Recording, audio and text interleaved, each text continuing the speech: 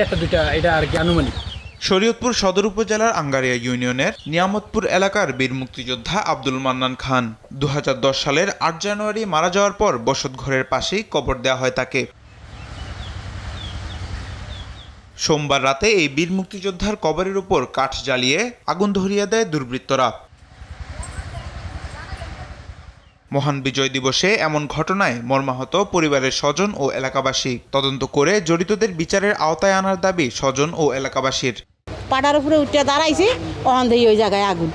এর মধ্যে ওই মাইয়া ও ঘুমে আসছিল, ওই ছেলেও ঘুমে রয়েছে, ওরা কেউ জাগে নেই হয়েছিল। পরে আমি যেমন আপনি পেনা জানা পেতে আসলে এটা করলো কেডা উদযাপন করবো সেই জায়গায় আজকে আমার বাবা মুক্তিযোদ্ধা বিদায় আমার বাবার কবরে আগুন দিচ্ছে। আমার বাবারে এবং মুক্তিযোদ্ধা পুরো দেশটারে অপমান করছে, একটা ঘৃণিত কাজ করছে। এ বা কাহার আগুন দিয়েছে স্যার এটা আমরা জানি না, কিন্তু আমাদের সাথে কারো পূর্ব শত্রুতা ছিল না। তো বছরের পর হেলা কোনো কাজ না কিরিঙ্কাল নাই কারোর সাথে, হ্যাঁ যেন আইজ আর কবরের উপরে আগুন দেয়, এখন যে কোনো একটা রহস্য আছে।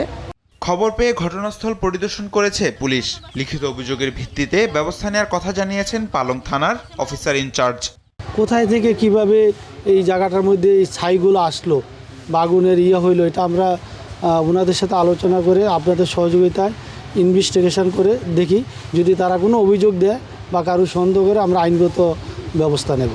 বিজয় দিবসে এমন ঘটনায় ক্ষোভ প্রকাশ করেছেন বীর মুক্তিযোদ্ধারা। তামিম মাহবুব, নিউজ ডেস্ক, দেশ টিভি।